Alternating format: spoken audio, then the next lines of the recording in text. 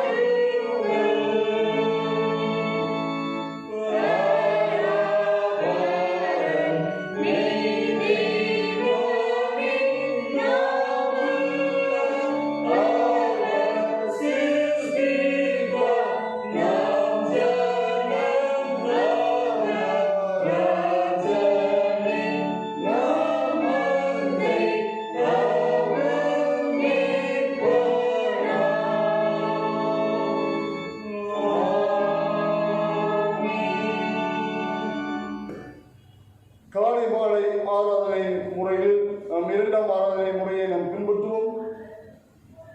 நம் கடவுளை தொழுவோம். கடவுள் ஆவியா இருக்கிறார். அவரை தொழுது கொள்கிற ஆவியோடும் உண்மையோடும் அவரை தொழுது கொள்ள வேண்டும். நம்முடைய பிதாவாகிய கடவுளாலும் கர்த்தராகிய இயேசு கிறிஸ்துவினாலும் உங்களுக்கு கிருபையும் சமாதானம் உண்டாவதாக. இதை கர்த்தர் உண்டு பண்ணி நான் இதை கலை கொடுத்து மகிழ கடவுள். பக்கம் 4. ஆண்டவரின் முதல்களை திறந்துள்ளும் பிதாவுக்கும் குமாரனுக்கும் பரிசுத்தாவிக்கும் மகிமை உண்டாவதாக. ஆமென். திரேக கடவுளை நாம் போற்றுவோம். சேனையின் கடவுளாய் கர்த்தரே, பரிசுத்தர் பரிசுத்தர் பரிசுத்தர். வானம் பூமி உமது மகிமையால் நிறைந்திருக்கின்றன. உன்னதத்திலே ஓசன்னா.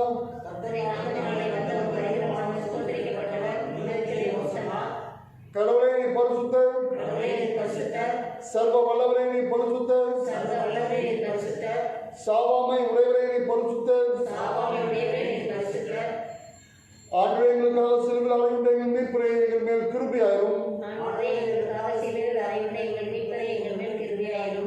பரிசுத்த ஆவியாகிய ஆண்டவரே, எங்கள் மேல் கிருபையாயிரும்.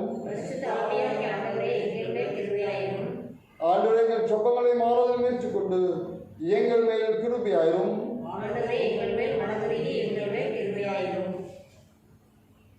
பக்கம் 6. பாவறிக்கை. நமக்கு பாவமில்லை என்போமானால் நம்மை நாமே வஞ்சிக்கலாம். நமக்கு உண்மை இல்லை. நமது பாவங்களை அறிக்கைத்தான் பாவங்களை நமக்கு மன்னித்து எவ்வித அணிலும் நீங்கள் நம்மை சுத்திகரிப்பதற்கு அவர் நம்பத்தக்கும் நீதியும் உள்ளவர். நான் எழுந்தேன் தகப்படத்திற்கு போய் தகப்பனை படத்துக்கு விரோதமாகும் இது பாவம் பாவம் செய்வேன். இனி உம்முடைய மகன் என்று சொல்லப்படுவதற்கு நான் பார்த்தனால உம்முடைய கூலிக்காரன் ஒருவராக என் வைத்துக் கொள்ளும் என்பேன். கடவுள் ராஜ்யம் சமீபத்திற்கு மனம் திரும்பி நற்செய்திகள் நம்பிக்கை வையுங்கள். நமது பலவீனங்களுக்காக பரிதபிக்க முடியாத பிரதான ஆசாரம் இருக்கிறார்கள். எல்லாவற்றிலும் நம்மை போல சோதிக்கப்பட்டு பாவமில்லாத பிரதான ஆசாரியரை நமக்கு இருக்கிறார். நாம் முழங்கால் படித்து மௌனமாக நம்மை சோதனை செய்வோம். நாம் நம்மை ஆராய்ந்து பார்ப்போம். ஆண்டவரை வேதனைப்படுத்தக்கூடிய காரியங்கள் நம்மிடத்தில் இருக்கிறதா, அவரை துக்கப்படுத்தக்கூடிய காரியங்கள் நம்மிடத்தில் இருக்கிறதா என்பதை நாம் ஆராய்ந்து பார்ப்போம். அவரை வேதனைப்படுத்தக்கூடிய காரியங்களாகிய கோபம், எரிச்சல், பகைமைகள், வைராக்கியம், பிரிவினை, கசப்புகள், தீய குணங்கள், தீய செய்கைகள்,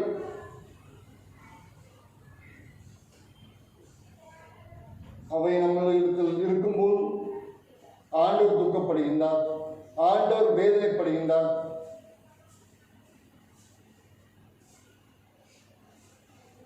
ஆண்டவரே, இந்த குணத்திலிருந்து என்னை விடுவியும் என்று ஆண்டவரிடத்தில் நாம் கேட்கும்போது ஆண்டவர் நற்குணத்தை நமக்கு கட்டளையிடுகிறவராக இருக்கின்றார்.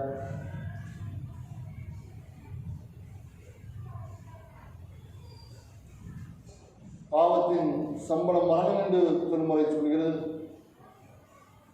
அப்படிப்பட்ட நிலை நம்மளுக்கு வந்து விடாது. நான் இப்பொழுதே ஆண்டவரை நோக்கி பார்ப்போம். அவர் இரக்கமுள்ளவர், நம்மை மன்னிக்கிறவராக இருக்கின்றார்.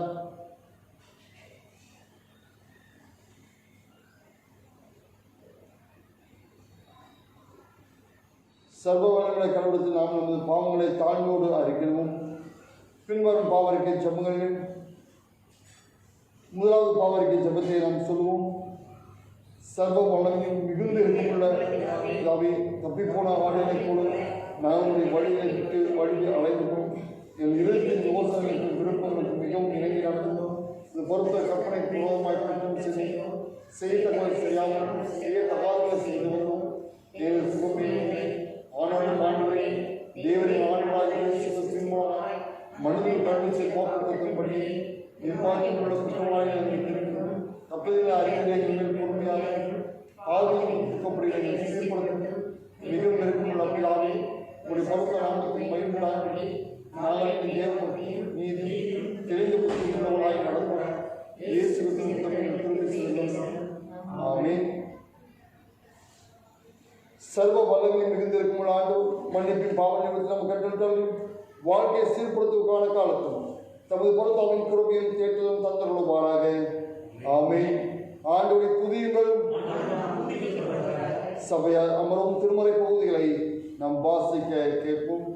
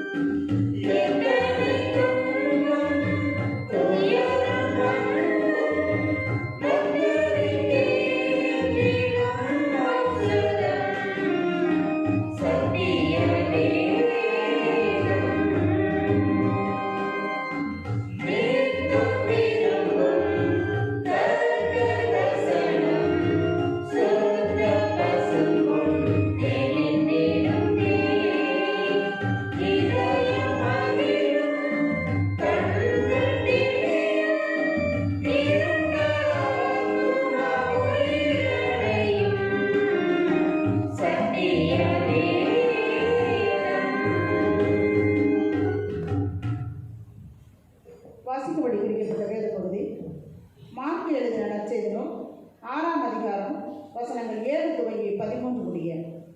மார்க்கு எழுதின நற்செய்தியும் 6ஆம் அதிகாரம் வசனங்கள் 7 துவங்கி. இயேசு 12 அழைத்து அசுத்த ஆவிகளை துரத்த அவர்களுக்கு அதிகாரம் கொடுத்து, வழிக்கு பையையாகிலும் அப்பத்தையாகிலும் கச்சையை காசையாகிலும் எடுத்துக்கொண்டு போகாமல் ஒரு தடியை மாத்திரம் எடுத்துக்கொண்டு போகவும், பாதரட்சைகளை போட்டுக்கொண்டு போகவும், 2 அங்கிகளை தரியாதிருக்கவும் கட்டளையிட்டார். பின்பு அவர்களை நோக்கி, நீங்கள் எங்கேயாகிலும் ஒரு வீட்டில் பிரவேசித்தால் அவ்விடத்தை விட்டு புறப்படுகிற வரைக்கும் அங்கே தானே தங்கியிருங்கள். எவர்களை யாரிலும் உங்களை ஏற்றுக்கொள்ளாமலும் உங்கள் வசனங்களை கேளாமலும் இருந்தால் நீங்கள் அவ்விடம் விட்டு புறப்படும் போது அவர்களுக்கு சாட்சியாக உங்கள் கால்களின் கீழே படிந்த தூசியை உதறி போடுங்கள்.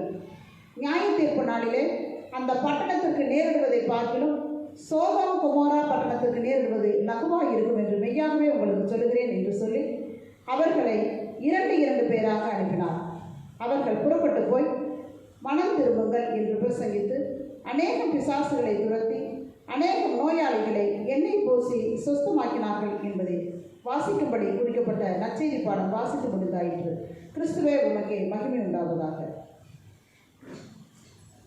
அருளுரைக்கு ஆயத்தமாக பாமாலை 212வது பாடலை நாம் பாடலாம். பாமாலை 212வது பாடல் பகலும் கதிர் போலுமே என்ற பாடலை நாம் பாடுவோம்.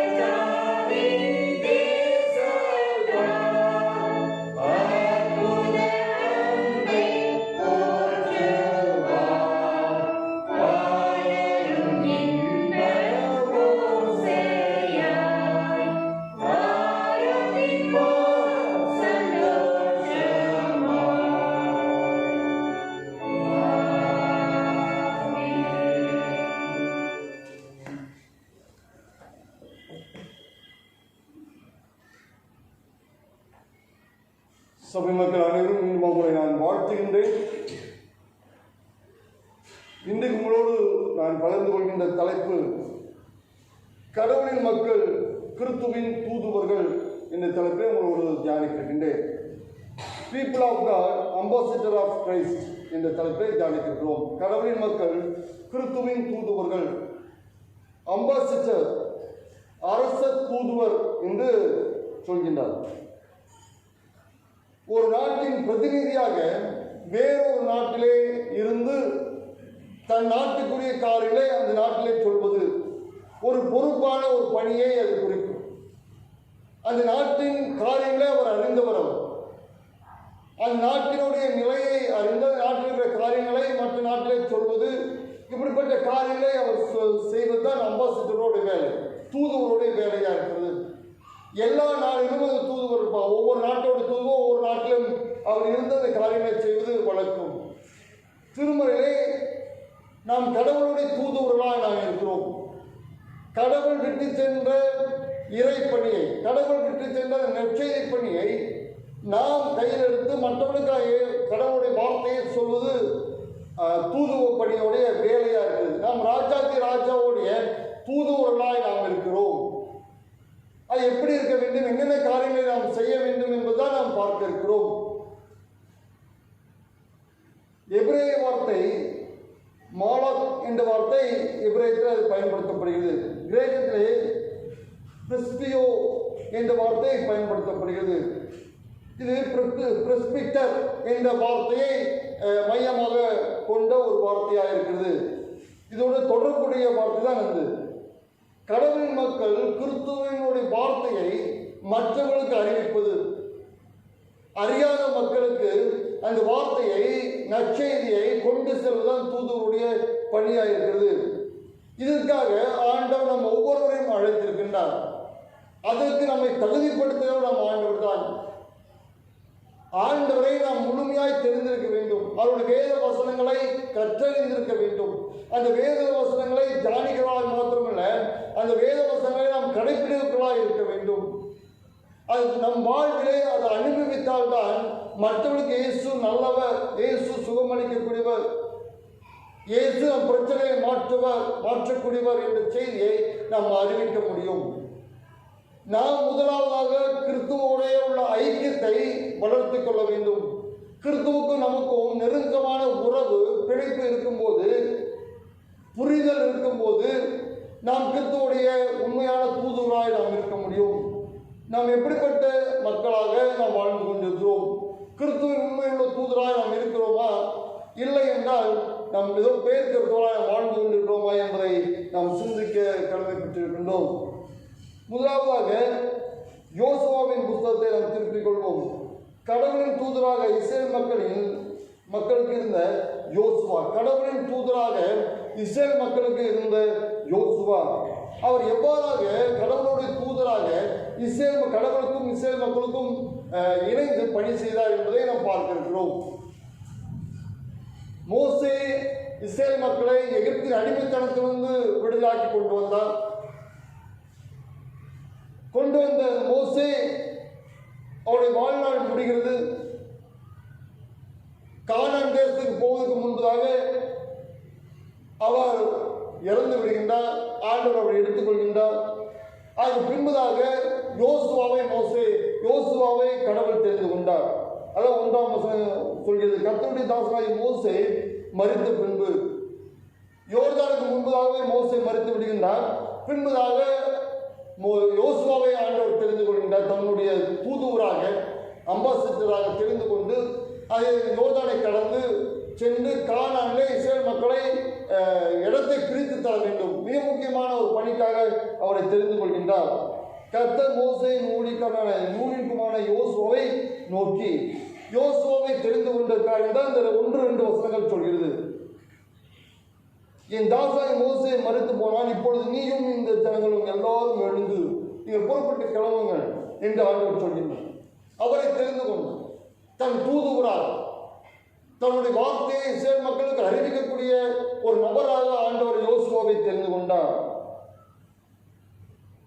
அவர் சொல்கின்றார் 3ஆம் வசனம், நான் மோசேக்கு சொன்னபடியே உன் காலடிகள் மிதிக்கும் எவ்விடத்தில் உங்களுக்கு கொடுப்பேன் என்று சொல்ல, மனந்தரமான இந்த லீபனோனிலும் தொடங்கி ஐப்ராத்திலிருந்து எந்தெந்த இடமெல்லாம் உங்களுக்கு தருவேன் என்று அவர் அந்த திட்டம் தெளிவா ஒரு ஸ்கெட்ச் தந்து விடுகின்றார்.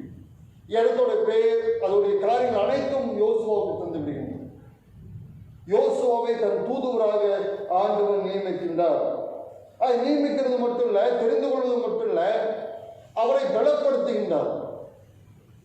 5ஆவது வசனம், நீ உயிரோடு இருக்கும் நாளெல்லாம் ஒருவனும் உனக்கு முன்பாக எதிர்த்து நிற்பதில்லை, நான் மோசேயோடு இருந்தது போல உன்னோடும் இருப்பேன் என்று சொல்கின்றார். நான் உன்னை விட்டு விலகுவதும் இல்லை, உன்னை கைவிடுவதும் இல்லை. ஒரு மிகப்பெரிய ஒரு வாக்கு தத்துவத்தை அவர் தருகின்றார். இவ்வளவு பேர் லட்சக்கணக்கான இஸ்ரேல் மக்கள், ஆண்கள், பெண்கள், குழந்தைகள், லட்சக்கணக்கான மக்கள், இவ்வளவு பெரிய கூட்டத்தை வழிநடத்துவதற்கு ஆண்டவருடைய துணை வேண்டும், ஆண்டவருடைய பலன் வேண்டும். அந்த பலத்தை தான், அந்த வாக்குத்தத்தை தான் அவர் தருகின்றார். நீ உயிரோடு இருக்கும் நாளெல்லாம் ஒருவன் உனக்கு முன்பாக எதிர்த்து நிற்பதில்லை. அது யோசுவாவை பலப்படுத்திருக்கும். ஆண்டவர் தன்னோடு இருக்கின்றார், தன்னோடு பயணிக்கின்றார் என்ற தைரியம் அவருக்கு இருக்கு. உனக்கு எதிர்த்து நிற்பதில்லை, நான் மோசேயோடு இருந்தது போல உன்னோடும் இருப்பேன் என்ற ஒரு வாக்கு. அவர் இருக்கிறவராகவே இருக்கிறார். அவர் எப்பொழுதும் இருக்கிறார். மோசேயோடு இருந்தவர் இங்கே யோசுவாவும் இருக்கிறார், நம்மோடும் இருக்கின்ற ஆண்டவராக இருக்கின்றார். நாம் கிறிஸ்துவுக்குள்ளே வளரும்போது, கிறிஸ்துவுக்குள்ளே வேறுகொண்டு வளரும்போது, கிறிஸ்துவை அறிந்து அவருடைய வார்த்தை மற்றவர்களுக்கு அறிவிக்கும் போது நம்மோடு இருக்கின்ற ஆண்டவராக இருக்கின்றார். அவர் நம்மை பலப்படுத்துகின்ற ஆண்டவராக இருக்கின்றார். அவர் நம்மோடு இருக்கும்போது, சர்வ வல்லமையுள்ள கடவுள் நம்மோடு இருக்கும்போது நம்ம எதற்கும் பயப்பட தேவையில்லை. நான் உன்னை விட்டு விலகுவதும் உன்னை கைவிடுவதும் இல்லை என்று அவர் சொல்கின்றார். அதே போலதான் சீரழித்தில் ஆண்டவர் கூட இருந்தார். துன்ப காலத்தில் இயேசு கிறிஸ்து மரித்த பின்பு அடுத்த சீரழிவு நிலை மிக மோசமான ஒரு நிலைக்கு போகின்றார். துன்பம் வருகிறது. நீரோ மன்னன் காலத்திலே கிபி 62 பேதுரு, பவுலெல்லாம் சிறை சேதம் கொல்லப்படுகின்றார். அப்படிப்பட்ட நேரத்திலும் கூட ஆண்டவர் அவரோடு இருந்தார். அவரை விட்டுவிடவில்லை ஆண்டவர். என்று ஆண்டவருடைய சித்தம் இல்லாமல் ஒருவரும் மறிக்க முடியாது, ஒரு முடியும் கூட கீழே விழுகாது என்று திருமறை சொல்கிறது. அவளோடு இந்த நீரோ மன்னன் காலத்தில் அவளோடு இருந்தார். அதை தொடர்ந்து கிபி 100 313 வரை மிகுதியான துன்பங்கள் கிறிஸ்தவர்களுக்கு ஏற்பட்டது. கிறிஸ்தவர்களை சிங்க கவியிலை போடுவது, கிறிஸ்தவர்களை மரங்களை கட்டி எரிப்பது, இப்படிப்பட்ட மிகப்பெரிய துன்பம் வந்த போதும் கூட ஆண்டவர் அவளோடு இருந்தார். யாரும் பயந்து சாவுக்கு பயந்து ஓடவில்லை. அனைவரும் மகிழ்ச்சியோடு இந்த மரணத்தை கிறிஸ்தவர்கள் ஏற்றுக்கொண்டார்கள். அதனால்தான் கிறிஸ்தவம் இன்றும் வளர்ந்து கொண்டே இருக்கிறது. எத்தனையோ பேர், எத்தனையோ மனிதர்கள் தலைவர்களால் கிறிஸ்தவத்தை அழித்துவிட வேண்டும் என்று நினைத்தார்கள். நினைத்தவர்கள் அழிந்து போனார்களுடைய கிறிஸ்தவம் அழியவில்லை.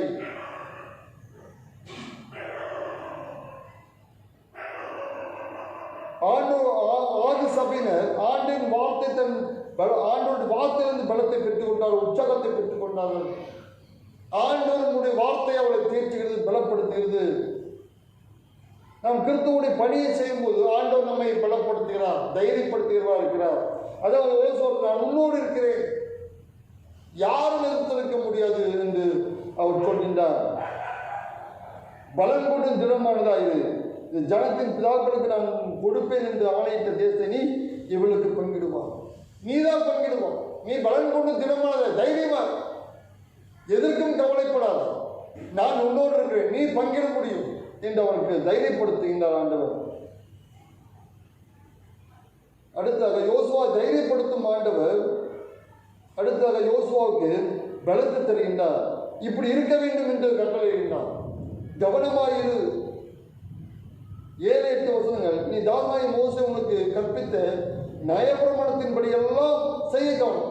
இது செய்யும் போது ஆண்டவருடைய பாதுகாப்பு, ஆண்டவருடைய வார்த்தைக்கு நாம் கீழ்ப்படியும் போது, ஆண்டவருடைய வார்த்தையின்படி நாம் செயலாற்றும் போது, செவி சாய்க்கும் போது, அது செயல் வடிவமாக்கும் போது ஆண்டு நம்மை பாதுகாக்கின்றார். சும்மா நம்ம கிறிஸ்தவராக ஏதோ இருந்தால் ஆண்டவருடைய பாதுகாப்பு இருக்காது. ஆண்டவருக்காக வைராக்கியமாக வாழும்போது, அவருடைய வார்த்தைக்கு நாம் கீழ்ப்படியும் போது, வார்த்தையின்படி செயல்படும் போது ஆண்டவர் நம்மை பாதுகாக்கிறவராக இருக்கின்றார்.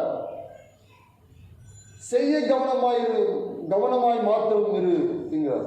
அதை விட்டு வலதுபுறம் இடதுபுறம் விலகாதிருப்பாயாக. இந்த நியாயப்பிரமாண புத்தகம் வாயை விட்டு பிரியாதிருப்பதாக. நீ செய்ய கவனமாய் இருக்கும்படி, அப்பொழுது நீ உன் வழியை வாய்க்க பண்ணுவாய், அப்பொழுது புத்துமானாய் நடந்து கொள்வாய். ஆண்டோட வார்த்தை நாம் கீழ்ப்படியும் போது ஆண்டவர் நம்மை பாதுகாக்கின்றார், நம் குடும்பத்தை பாதுகாக்கின்றார். எல்லா தீமையிலும் நம்மை விலக்கி காக்கக்கூடியவராய் ஆண்டவர் இருக்கின்றார். ஆண்டவர் நற்செய்தி அறிவிக்கும் போது ஆண்டவர் நம்மை பாதுகாக்கக்கூடியவர். கண்ணை இமை காப்பது போல ஆண்டவர் நம்மை பாதுகாக்கக்கூடியவராக இருக்கின்றார். 9ஆம் வசனம் நான் என்று முதலாவது தொடங்குகிறது. இந்த நான் என்பது சர்வ வல்லமையுள்ள கடவுளை குறிக்கும். வானத்தின் பூமியின் படைத்த கடவுளை குறிக்கும். எல்லை இல்லாத அதிகாரம் ஆற்றல் நிறைந்த அந்த கடவுள் தான் நான் என்பது. நான் என்று சொல்ல முடியாது.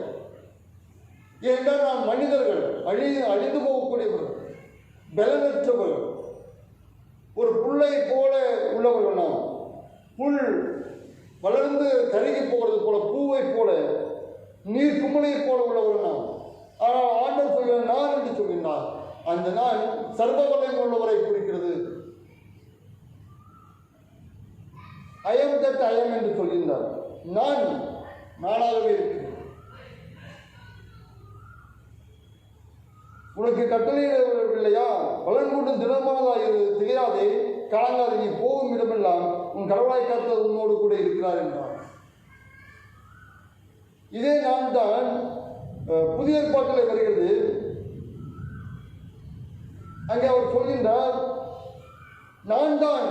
அவர் இயேசு கிறிஸ்துவை பிடிக்கிறதுக்கு வருகின்றார்கள் யூத மதவாதிகள், ரோம போர்ச்சவர்கள்.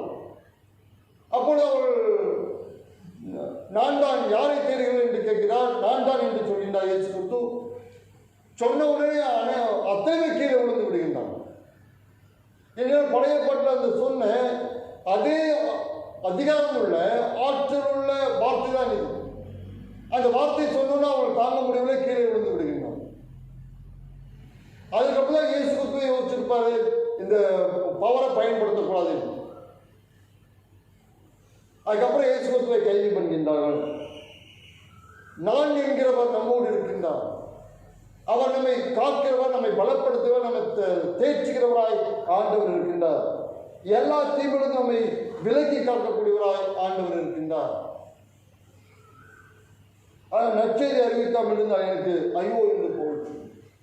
யோசுவா கடவுளுக்கும் இஸ்ரேல் மக்களுக்கும் இடையீட்டாளராக ஒரு தூதுவராக இருந்தது போல நாமும் கடவுளுக்கும் மக்களுக்கும் மற்ற மக்களுக்கும் தூதுவராக இருக்க உங்களையும் என்னையும் ஆண்டவர் அழைக்கின்றார்.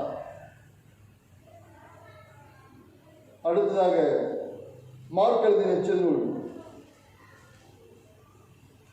6ஆம் அதிகாரத்தில் நாம் திருப்பிக் கொள்வோம். மார்க் எழுதின நற்செய்தி 6ஆம் அதிகாரம். அங்கே இயேசு கிறிஸ்து 2 பேராய் ஆண்டவர் அனுப்புகின்றார். 2 பேராய் இயேசு கிறிஸ்து அனுப்புகின்றார்.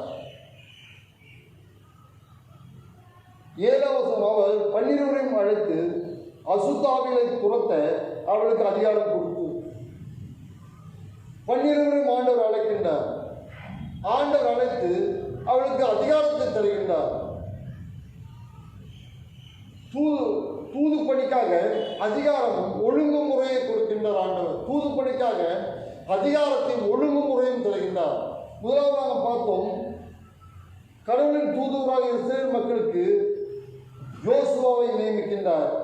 இரண்டாவதாக தூது பணிக்காக அதிகாரமும் ஒழுங்குமுறையும் இங்கே ஆண்டவர் தருகின்றார். பயிற்சியை தருகின்றார். தனக்கு பின் செய்ய வேண்டிய காரியங்களை குறித்து தான் விட்டு சென்ற காரியங்களை செயல்படுத்த வேண்டும் என்பதற்காக இங்கே ஆண்டவர் அவளை பலப்படுத்துகின்றார். அவர் 12 அழைத்து அசுத்தாவிலை துரத்த அவளுக்கு அதிகாரம் கொடுத்து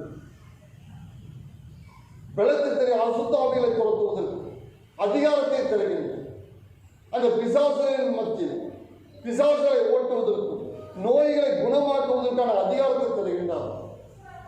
தூது பணிக்கு யாரெல்லாம் ஆயத்தப்படுகின்றார்களோ, தன்னை ஆயத்தப்படுத்துகின்றார்களோ அவளுக்கு ஆண்டவர் அதிகாரத்தை தருகின்றார், ஆற்றலை தருகின்றார், வல்லமையை ஆண்டவர் தருகிறவராக இருக்கின்றார். பீகார் போன்ற பகுதியிலே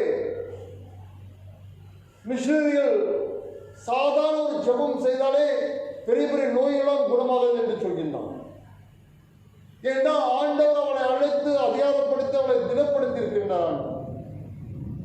ஆண்டவர் அதனால் அவருடைய ஜெபத்தை கேட்டாண்டவர் வல்லமையான காரியங்களை செய்கின்றார்.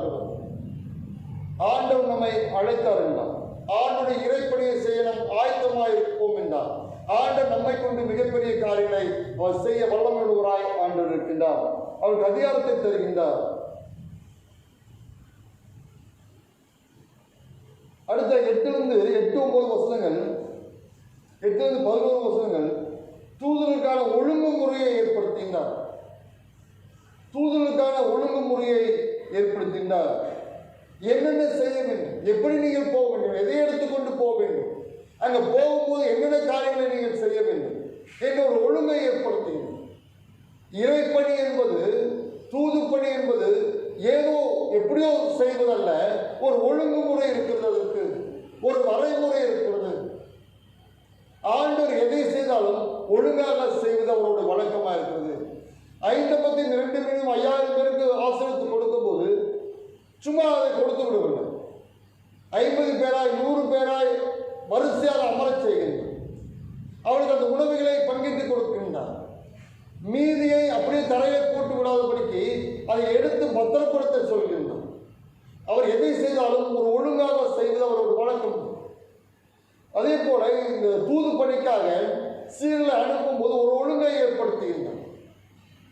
இதை இப்படிலாம் கடைபிடிக்க வேண்டும், இதெல்லாம் செய்ய வேண்டும், இதெல்லாம் தவிர்க்க வேண்டும் என்று ஒரு வரைமுறையை அங்கே ஏற்படுத்தினார். வழிக்கு பையாகவும் அப்பத்தியாகவும் கட்சியில் காசையாகவும் எடுத்துக்கொண்டு போகாமல் ஒரு தடியை மாத்திரம் எடுத்துக்கொண்டு போகவும், பாதரட்சைகளை போட்டுக்கொண்டு போகவும் 2 அங்கிகளை தனியாதிருக்கவும் கட்டளையிட்டார். சிலதை எடுத்துக்கொண்டு போக வேண்டாம் என்று சொல்கின்றார்.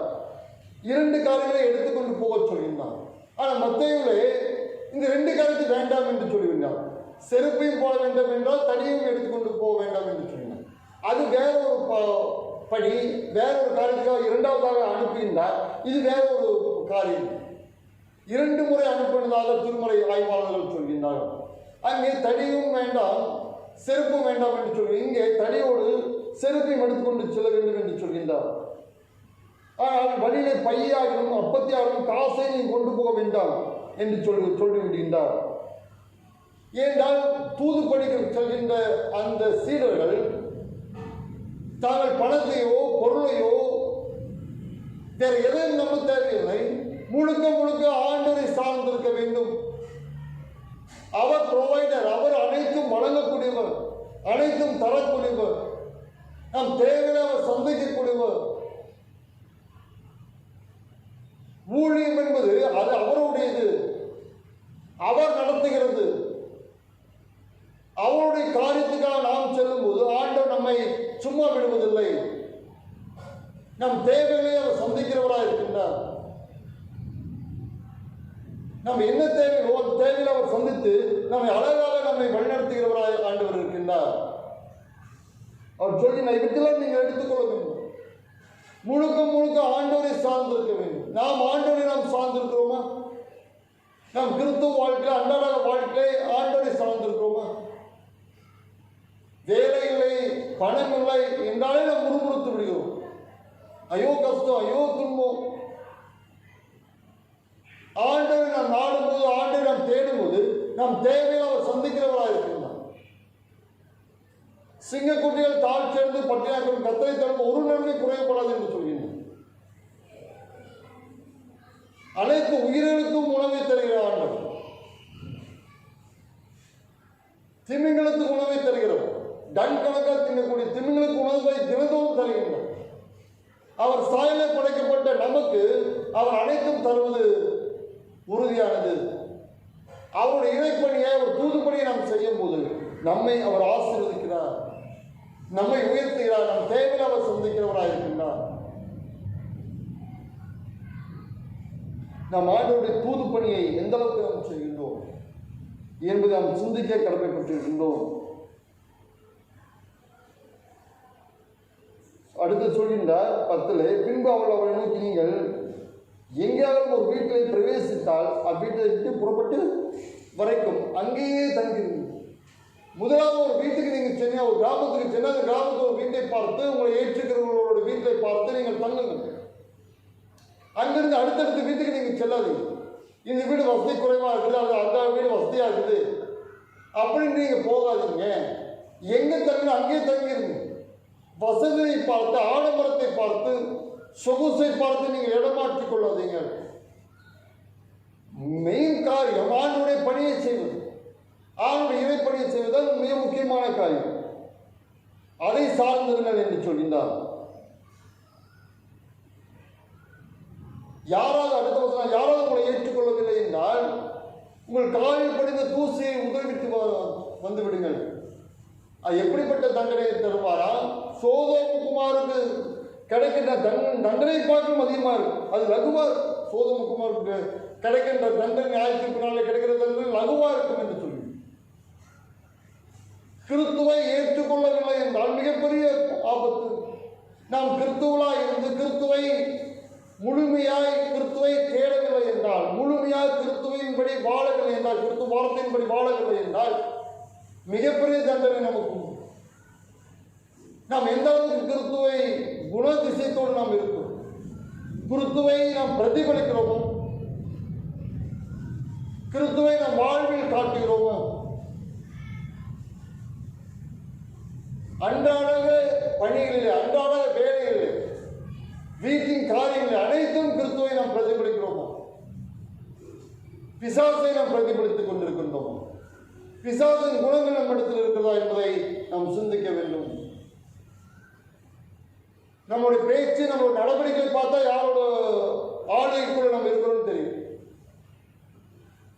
எப்படிப்பட்ட ஆளுகைக்குள்ள நாம் இருந்து கொண்டிருக்கிறோம்? கிறிஸ்துவை ஏற்றுக்கொள்ளவில்லை என்றால் மிகப்பெரிய தண்டனையை குறித்து அவர் சொல்கின்றார். அவர் 2 பேராக அனுப்புகின்றார். அவர்கள் புறப்பட்டு போய் மனம் திரும்புங்கள் என்று பிரசங்க, மனம் திரும்புங்கள், ஆண்டை நோக்கி திரும்புங்கள், உங்கள் பழைய வாழ்விலிருந்து திரும்புங்கள் என்று பிரசங்கிக்கின்றார். அங்கே பிசாசுகளை துரத்தி அநேக நோயாளிகளை எண்ணெய் பூசி சுகப்படுத்தினார்கள். மிகப்பெரிய ஒரு இறைப்பணியை அவர் செய்துவிட்டு மகிழ்ச்சியோடு திரும்பி வந்து இயேசுவிடத்தில் அவர் சொல்கின்றான், நாங்கள் இதெல்லாம் செய்த பேய்கள் ஓடினது, பிசாசுகள் ஓடினது, நோய்கள் குணமானது என்று அவர் சொல்கின்றார். ஆண்டு நமக்கு இறைப்பணியை கொடுத்திருக்கின்றான். ஒவ்வொருவருக்கும் இறைப்பணி உண்டு. ஒவ்வொரு கிறிஸ்தவனுக்கும் அது கடமையாக இருக்கிறது. நாம் கிறிஸ்தவத்திலே வளரும் போது, கிறிஸ்தவத்திலே வேர்கொண்டு வளரும் போது, ஒரு வார்த்தையை நாம் கீழ்ப்படியும் போது இறைப்பணி கண்டிப்பாக செய்ய வேண்டும். அது செய்யாமல் இருந்தால் பாவம் என்று பவுல் சொல்கிறேன். எனக்கு ஐயோ, நற்செய்தி அறிவிக்கவில்லை என்றால் எனக்கு ஐயோ என்று சொல்கின்றேன். நாம் கிறிஸ்துவலாக அப்படியே இருந்துவிட்டு போவதற்காக அல்ல, தலைமுறையாக கிறிஸ்துவலாக நாம் மற்றவர்களுக்கு கிறிஸ்துவை அறிவிக்க வேண்டும் என்று ஆண்டவர் விரும்புகின்றார். கிறிஸ்துவை தெரிவிக்க வேண்டும் என்று ஆண்டவர் விரும்புகின்றார். ஒரு சிறிய வார்த்தை ஒரு மனிதனை மாற்றும். ஆண்டவருடைய வசனங்கள் ஒவ்வொன்றும் உயிருள்ள வார்த்தைகளாக இருக்கிறது. அதை நம்மை ஆற்றல் படுத்துகிற, பலப்படுத்துகிறதா, நம்மை தேற்றுகின்ற வார்த்தைகளாக இருக்கிறது. கிதியோன் இன்டர்நேஷனல் என்ற ஒரு ஊழியம் இருக்கிறது. அது ஒவ்வொரு லாட்ஜிலும் பைபிள் வைப்பார். அநேகர் தற்கொலைக்காக சென்றவர்களால் அந்த வேத வசனத்தை வாசித்து தன்னுடைய முடிவை மாற்றிக் கொண்டார்கள். வேத வசனம் அது உயிருள்ளது, மனிதர்களை மாற்ற வல்லமை உள்ளதாக இருக்கிறது. நாம் ஒருவருக்கு ஒரு வார்த்தை சொன்னால், இயேசு அன்புள்ளவர், இயேசு இரக்கமுள்ளவர், உங்களோட பிரச்சனையை மாற்றுவார் என்று சொல்லும் போது ஆண்டவர் நம்முடைய வாழ்க்கையை அவர் மாற்றுகிறவராய் ஆண்டவர் இருக்கின்றார். நாம் கிறிஸ்துவுக்காக ஊழியம் செய்ய அழைக்கப்படுகிறோம். கிறிஸ்துவுக்காக தூதுவளாய் இருக்க அழைக்கப்படுகிறோம். மூன்றாவதாக 2 கொரிந்தியர் 5வது அதிகாரத்திலே 17 வசனத்திலிருந்து 6ஆம் அதிகாரம் 10வது வசனம் வரைக்கும் கிறிஸ்துவோட தூது பணிகளை குறித்து அந்த பவுலடியார் சொல்கின்றார். இப்படி இருக்க ஒருவன் கிறிஸ்துவுக்குள் இருந்தால் புது சிருஷ்டியாயிருக்கிறான், பழையவர்கள் ஒழிந்து போன எல்லாம் புதிதாயின. ஒரு புதிய படைப்பை, ஒரு கிறிஸ்துவுக்குள் வந்து மறுரூபமாக்கப்பட்ட ஒரு மனிதனை குறித்து அவர் சொல்கிறார். இப்படி ஒரு கிறிஸ்துவுக்குள் இருக்கும்போது, கிறிஸ்துவுக்குள் இருந்தால் புது படைப்பா இருக்கும். கிறிஸ்துவுக்குள் இருக்கிறோமா, நம்ம கிறிஸ்துவுக்கு வெளியில் இருக்கிறோமா? கிறிஸ்துவுக்குள் இருக்கும்போது நாம் புது படைப்பாக மாற்றமடைகிறோம். பழையவெல்லாம் ஒளிந்து போகும், எல்லாம் புதிதாயின. பழைய குணங்களாகிய கோபம், பகைமை, அருவருப்புகள், தீய பழக்க வழக்கங்கள் அனைத்தும் மாற்றப்பட்டு ஒரு புதிய வாழ்க்கையை ஆண்டவர் தருகிறவராக இருக்கின்றார். நாம் கிறிஸ்துவுக்குள்ள இருக்கிறோமா என்பதை நாம் கிறிஸ்துவுக்குள்ள இருந்தால் கிறிஸ்துவுடைய குணங்கள் இருக்கும். கிறிஸ்துவை நாம் பிரதிபலிப்போம். நம்மளுடைய பேச்சு, செயல்பாடுகளே அனைத்தும் கிறிஸ்து பிரதிபலிப்பார். அதை பொறுத்தே தெரியும் நாம் யாருடைய ஆளுக்குள் நாம் இருக்கிறோம் என்று. எப்பொழுதும் கோபம், எரிச்சலுமா இருப்போம் என்றால் அது பிசாசுடைய அனைத்து ஆளுக்குள் நாம் இருப்போம். அவர் சொல்ற இவையெல்லாம் கடவுளால் உண்டாக இருக்கிறது. அவர் இயேசு கிறிஸ்துவை கொண்டு தம்மை தம்மோடு ஒப்புரவாக்கி ஊழியத்தை ஒப்புக் கொடுத்தார். எங்களுக்கு ஒப்புரவாக்கிற ஊழியத்தை அவர்களுக்கு எங்களுக்கு தந்தார் என்று சொன்னார். அவர் இயேசு கிறிஸ்துவை கொண்டு நம்மை தம்மோடு ஒப்புரவாக்கி, எங்களை ஒப்புரவாக்கக்கூடிய ஊழியத்தை எங்களுக்கு தந்திருக்கின்றார். எங்களை அவர் ஒப்புரவாக்கி கொண்டார். தமஸ்கு வீதிகளே ஆண்டவர் தன்னை காட்சி தந்து அவரை கடவுளோடு ஒப்புரவாக்கினார். அந்த ஒப்புரவாக்கின கடவுளோடு இவர் ஒப்புரவாக்கினார். நம்மை தம்மோடு ஒப்புரவாக்கி ஊழியத்தையும் கொடுத்து விடுகிறது. யாரை ஒப்புரவாக்க? மக்களை, இறை மக்களை கடவுளோடு ஒப்புரவாக்கக்கூடிய ஊழியத்தை பவுலெடுத்து தருகின்றார். 19 அது என்னவெனில், தேவன் உலகத்தாருடைய பாவங்களை எண்ணாமல் கிறிஸ்துவுக்குள் எங்களை நமக்கு ஒப்புரவாக்கின் உபதேசத்தை எங்களிடத்தில் ஒப்புவித்தார். ஒப்புரவாக்கின் உபதேசத்தை தருகின்றார், ஒப்புரவாக்கின் ஊழியத்தை தருகின்றார். அதனால 3 நற்செய்தி பயணங்களை அவர் செய்கின்றார். 7 சபைகளை அவர் ஸ்தாபிக்கின்றார். அநேக மக்களை கிறிஸ்துவுக்குள்ளே ஒப்புரவாக்கக்கூடிய ஊழியத்தை ஆண்டவர் அவருக்கு தருகின்றார். ஆனபடினாலே தேவனானவர் எங்களை கொண்டு புத்தி சொல்கிறது போல நாங்களும் கிறிஸ்துவுக்காக ஸ்தானாதிபதிகளாக இருந்து தேவனோடு ஒப்புரவாங்கள் என்று கிறிஸ்துவங்களை கடவுளோடு ஒப்புரவாங்க ஸ்தானாதிபதிகளா தூதுவராக பவுலை ஏற்படுத்துகின்றார். அதனால் அவர் சொல்கின்றார், தேவனோடு ஒப்புரவாங்கள் என்று கிறிஸ்துவங்களை கடவுளோடு ஒப்புரவாங்கள். அதுதான் மிக முக்கியமான. கடவுளுக்கு நம்மளுக்கு உறவு இருக்க வேண்டும். கடவுள் வேறு நாம் வேற என்ற ஒரு கிறிஸ்துவ வாழ்க்கை வாழ முடியாது. கடவுளோடு ஒப்புரவாகக்கூடிய ஒரு காரியத்தை நாம் செய்ய வேண்டும். நாம் ஒப்புரவோடு இருந்தால் தான் மற்றவர்களை ஒப்புரவுக்குள்ள கொண்டு வர முடியும். நமக்கும் கடவுளுக்குள்ள பிரச்சனை இருந்ததுன்னா யாரையும் நாம் கொண்டே வர முடியாது. நாம் நம்மை செயல்படுத்த வேண்டும். நம் குணங்களை மாற்றிக்கொள்ள வேண்டும். கிறிஸ்துவ போல இருக்க ஆண்டவர் நம்மை உங்களையும் என்னையும் ஆண்டவர் அழைக்கின்றார். ஒப்புரவாக்கூடிய ஊழியத்தை அவர் தருகின்றார். அது நமக்கும் தந்திருக்கின்றார். அந்த ஊழியத்தை நாம் ஒவ்வொரு கிறிஸ்துவுக்குள்ள கடமையா இருக்கிறது. கிறிஸ்துவை மற்றவர்களை கடவுளுக்குள்ளத்தில் ஒப்புரவாக்கக்கூடிய ஊழியத்தை ஒவ்வொருவருக்கும் தந்திருக்கின்றார். அது செய்ய வேண்டும் என்பது அவனுடைய கட்டளையா இருக்கு. அதை சீரனுக்கு சொன்னார், உலகமெங்கும் போய் சர்வ சிருஷ்டிக்கும் நற்செய்தி அறிவிங்கள் என்று சொன்னார். நமக்கும் அதே கட்டளை தான் தந்திருக்கின்றார். நம்ம திருச்சபைக்குள்ளே நம் குடும்பத்துக்குள்ளே நாம் அப்படியே கிறிஸ்துவராக இருப்பதற்காக அழைக்கப்படவில்லை. நாம் மற்றவர்களுக்கு இயேசுவை அறிவிப்பதற்காக அழைக்கப்பட்டிருக்கிறோம்.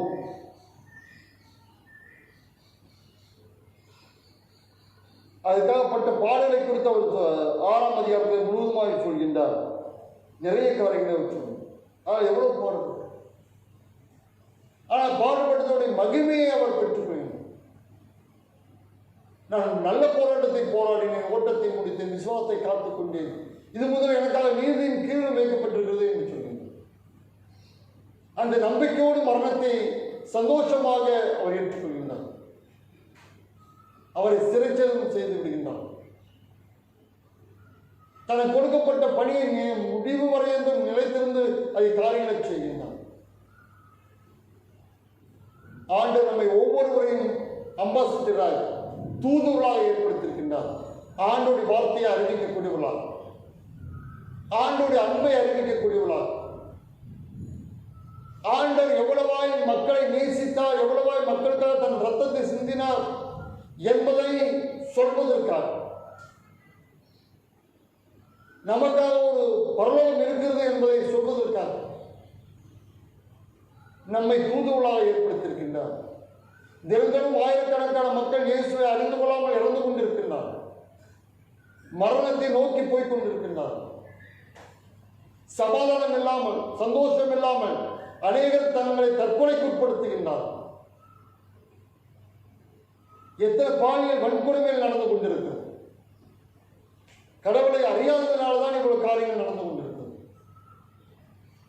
நாம் மற்றவர்களுக்கு இயேசுவை அறிவிக்கக்கூடியவர்களாய் நாம் இருந்திட உங்களை என்னையும் ஆண்டவர் அழைக்கின்றார்.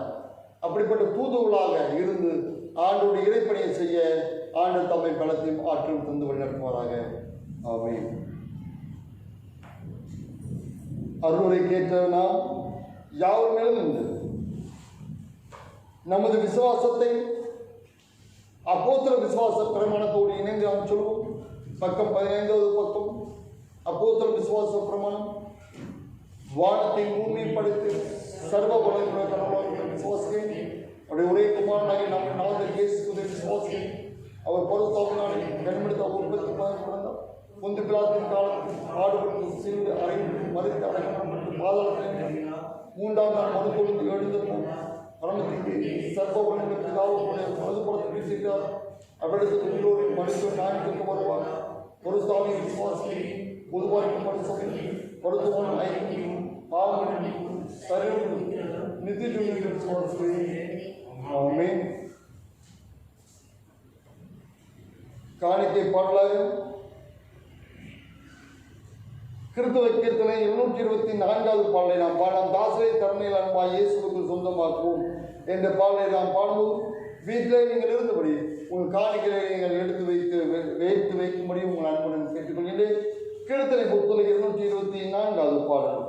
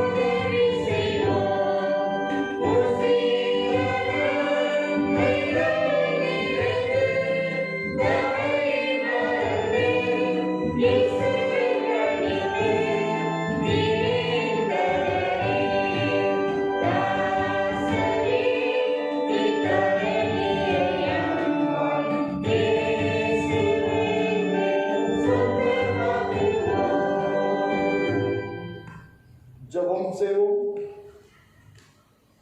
கர்த்தர் உங்களோடு இருப்பாராக.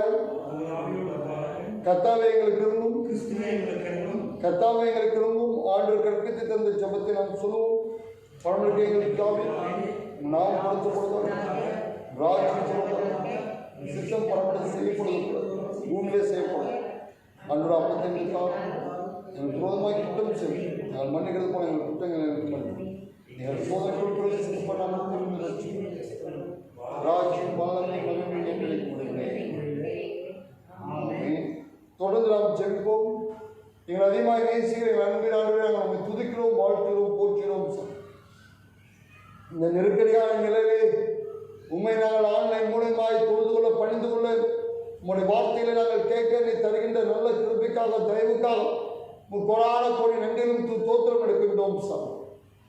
ஆண்டே சீக்கிரத்தில் திருச்சபைகள் திறக்கப்பட நாங்கள் ஆண்டே உண்மை வழிபட உண்மை ஆராதிக்க ஒரு திருப்பந்திலே நாங்கள் பங்கு பெற எங்களுக்கு உதவி செய்ய வேண்டுமா செல்கிறோம். அனைவரும் மக்களும் ஏக்கத்தோடு எதிர்பார்த்து கொண்டிருக்கிறார்கள். சீக்கிரத்தில் அப்படிப்பட்ட நிலைகள் எங்கள் சபைகளிலே வரவும் மக்கள் ஆர்வத்தோடு உற்சாகத்தோடு ஆண்டே உண்மை தொழுது கொள்ளவும் பணிந்து கொள்ளவும் பழைய நிலையை மாற்றிக்கொள்ளவும் கிருபை தர வேண்டுமா செல்கிறோம். கொரோனா நோய் கிருபினால் அநேக மக்கள் ஆயிரக்கணக்கான மக்கள் பாதிக்கப்பட்டுக் கொண்டிருக்கிறார்கள். அமெரிக்கா போன்ற நாடுகளே அதிகமான பாதிப்பு ஏற்பட்டுக் கொண்டிருக்கிறது. இந்தியாவிலும் ஒவ்வொரு வெளிநாட்டு மக்களையும் கருத்தில் வேண்டும். பாதிக்கப்பட்டிருக்கிற ஒவ்வொரு மக்களுக்காக செபிக்கிறோம். ஆசீர்வதிக்கிறார்கள். உங்களுடைய ஆணிப்பாய்ந்த கரங்கள் அவர்கள் மீது பட வேண்டுமா உங்களை மண்டாரும். ஹாஸ்பிட்டல் ட்ரீட்மெண்ட் எடுத்துக்கொண்டிருக்கிற மக்கள், வீட்டிலே தனியாக பிரித்து வைத்திருக்கப்பட்ட மக்கள் அனைவருக்கும் சுகத்தை பலத்தை ஆரோக்கியத்தை தருவீராக சாமி. சீக்கிரத்தில் நலத்தை பெற்று சுகத்தை பெற்று வீடு திரும்ப உமக்கு நன்றி செலுத்த ஆண்டு கிருபைத்தார். உலக நாடுகளிலே மக்கள் பக்கம் திரும்ப, வேதத்தின் பக்கம் திரும்ப, திருச்செவின் பக்கம் திரும்ப ஆண்டு கிருபை தருகிறார். பாவத்தை விட்டு மனம் திரும்பவும் உமக்கு சாட்சியுள்ள மக்களாய் வாழ்ந்திடவும் அருள் தர வேண்டுமாய் செல்கிறோம். எங்கள் இந்தியா நாட்டையும் கூட கருத்தில் கொள்கிறோம். இந்தியா நாட்டிலே மகாராஷ்டிரா உச்ச நிலைக்கு போய் கொண்டிருக்கிறது சுவாமி. சென்னையும் அதிகமாகிக் கொண்டிருக்கிறது. தமிழ்நாட்டிலே மதுரை, கோவை போன்ற நகரங்கள் அதிகமாகிக் கொண்டிருக்கிறது கொரோனா நாள் சுவாமி. இப்படிப்பட்ட நிலைகள் மாற ஹாஸ்பிட்டல் மக்கள் சுகத்தை பலத்தை பெற்றுக்கொள்ள வீடு திரும்ப ஆண்டவர் தாமே நீ உதவி செய்வீராக, ஒத்தாசை தருவீராக. நல்ல ட்ரீட்மெண்ட் கிடைக்கும். சீக்கிரத்தில் அவர் சுகத்தை பெற்றுக்கொள்ளும் அவள் தர வேண்டுமா செபிக்கிறோம் ஆண்டவரே. அந்த கொரோனா பேஷண்ட்டுகளுக்கு ட்ரீட்மெண்ட் தருகின்ற டாக்டர்களுக்காக, நர்ஸுகளுக்காக, தூய்மை பணியாளர்களுக்காக, பரிசோதனைகளுக்காக, ஆம்புலன்ஸ் டிரைவர்களுக்காக, நர்ஸுகளுக்காக, கடைக்காரர்களுக்காக உம்மிடத்தில் வருகிறோம் சாமி. போலீஸ்காரர்களுக்காக உம்மிடத்தில் வருகிறோம். பாதுகாப்பை பராமரிப்பை தாரும். எந்த நோய் தொற்றும் அவனை தொடாதபடிக்கு நீ காத்துக்கொள்வீராக. சில டாக்டர்ஸ் போலீஸ்காரர்களுக்கு வந்து விட்டுதான்றே, சில பேர் மறைத்திருப்பதை அறிவீர். இனியும் அப்படிப்பட்ட நிலைகள் வராதபடிக்கு ஆண்டே இந்த கொரோனாக்காக பாடுபட்டு கொண்டிருக்கின்ற ஒவ்வொரு மக்களுக்காக செபியும் ஆசிரியரின் பாதுகாப்பை தாரும். நல்ல நோயை சக்தியை தர வேண்டுமா செபியும். விரைவாக மருந்து கண்டுபிடிக்கும். அது எந்த பக்க விளைவுகள் இல்லாதபடிக்கு மக்களுக்கு குறைந்த விலையிலே அந்த மருந்து கிடைக்க திரும்ப தர வேண்டுமா செபினோம் சாமி. ஆண்டவரோட திருமண நடத்தைக்காக செபினோம். பேராயருக்காக, அவருடைய குடும்பத்திற்காக, பேராயர் அம்மாக்காக, அவருடைய குடும்பத்திற்காக, ஆயர்களுக்காக உம்மிடத்தில் வருகிறோம். சபை மக்களுக்காக உம்மிடத்தில் வருகிறோம். அனைவரையும் ஆசீர்வதிக்க வேண்டுமா செபினோம் சாமி. குடும்பமாய் தனித்தனியாய் உங்களுடைய பாதுகாப்பு, உங்களுடைய பராமரிப்பிலிருந்து வழிநடத்த வேண்டுமா செபினோம் சாமி. எங்களோட பாஸ்டர்களுக்கு 3-4 திருச்சபை உங்களுடைய கடத்தல போயிடும். திருச்சபைக்கு ஒவ்வொரு மக்களையும் ஆசீர்வதிப்பீராக, நன்மையால் நிரப்புவீராக. உங்களுடைய பாதுகாப்பு, உங்களுடைய பராமரிப்பு மக்களை தாங்கி வழிநடத்த வேண்டுமா செபினோம் சாமி. ஆண்டே நீ காவலாய், அரணாய், கோட்டையாய், மதுளாய் நீர் இருப்பீராக சுவாமி. எந்த நோய் கிருமியில் மக்களை அணுகாதபடிக்கு நீர் காத்துக்கொள்ள வேண்டுமா செபினோம். யோபை வேலையெடுத்து காத்தீரே, அதே போல மக்களை வேலையெடுத்து காத்துக்கொள்ள வேண்டுமா செபினோம். அனைவருக்கும் நல்ல வேலை வாய்ப்பை தருவீராக. சொந்த தொழில் செய்கின்ற மக்களுக்கு நல்ல தொழில் விருத்தி அடைய ஆசீர்வாதமாக இருக்க கிருபை தர வேண்டுமா செபினோம் சாமி. மக்களோட தேவையை சந்திப்பீராக. நல்ல சுகபலன் ஜீவனத்தாலும் பிள்ளைகள் ஆன்லைன் வகுப்பிலே நல்லா சிறப்பாக படிக்க நாளந்தாலும் முத்தினாலும் மறுநாளும் எங்கள் பிள்ளைகளை நிரப்பட வேண்டுமா செபினோம் சாமி. நீ மக்களை ஆசீர்வதிக்கிறாய். எந்த நோய் தொற்றும் வராதபடிக்கு உன் அழகத்துக்குள்ளே சமாதானம், அன்புக்குள்ளே சுகமும் இருக்கும் என்று சொல்லுவேன். ஒவ்வொரு குடும்பத்திலும் சமாதானம், சுகமும் எப்பொழுதும் நிலைத்திருக்க அருள் தர வேண்டுமா செபினோம். இந்த நிலைகள் மாறும். உண்மை நாங்கள் திருச்சபைக்கு வந்து வழிபடவும் பெரிய மாற்றத்தை தர வேண்டுமா செபினோம். கிருபா சில காரியங்களுக்காக, தீமைகளுக்காக நாங்கள் செபியோம். அன்றைய தினந்தோறும் குழந்தைகள் கடத்தப்படுகின்றார்கள், பாலியல் வன்கொடுமை செய்யப்படுகின்றார்கள். அந்த நிலைகள் மாற இப்படிப்பட்ட குணமுடைய மனிதர்கள் மனமாற அன்றை கிருபித்தால் எல்லா பெண் பிள்ளைகளும் பாதுகாப்பை பராமரிப்பை தர வேண்டுமா செபினோம் சாமி. அன்று விபத்துகள் நடைபெறாதபடிக்கு நீ காத்துக்கொள்வீராக. ஆயிரக்கணக்கான மக்கள் ஒவ்வொரு நாளும் இறப்பதாக செய்திகள் வருகிறது சுவாமி. மக்கள் விபத்திலிருந்து மக்கள் காக்கப்பட அருள் தர வேண்டுமா செபினோம் சாமி. இந்த டாஸ்மார்க்காக செபினோம். மக்கள் குடியிலிருந்து விடுதலை பெற ஆண்டு தாமே உதவி செய்கிறார்கள். அரசாங்கம் அப்படிப்பட்ட ஆலைகளை மூடவும், டாஸ்மார்க்கை மூடவும், மக்களுடைய வாழ்விலே ஒரு நன்மையை செய்யும் அருள் தர வேண்டுமா செல்லும். ஆட்சியாளரோடு பேசுகிறார்கள், மாற்றத்தை ஏற்படுத்துகிறார்கள். அனைத்தும் திருப்பாத்திரம் எங்களை ஆசீர்வதிக்கிறார். இயேசு மூலம் கேட்கிற நல்ல கடவுளே, ஆமென். என் ஆத்மாவை கர்த்தரை ஸ்தோத்திரி, என் முழுமை பரிசுத்தத்தை ஸ்தோத்திரி. என் ஆத்மாவை கர்த்தரை ஸ்தோத்திரி, கர்த்தர் செய்த சகல நன்மைகளையும் மறவாதே. ஆமென். கடவுளுடைய இரக்கமுள்ள கிருபைக்கும் பராமரிப்பும் நம்மை ஊக்குவிக்கவும் பிதா, குமாரன், பரிசுத்தாவியாக சர்வ வல்லமை இப்பொழுது கடவுளாசம் நமக்குள்ளே இருந்து எப்பொழுது நம்மோடு நிலைத்திருக்க கடவுளே.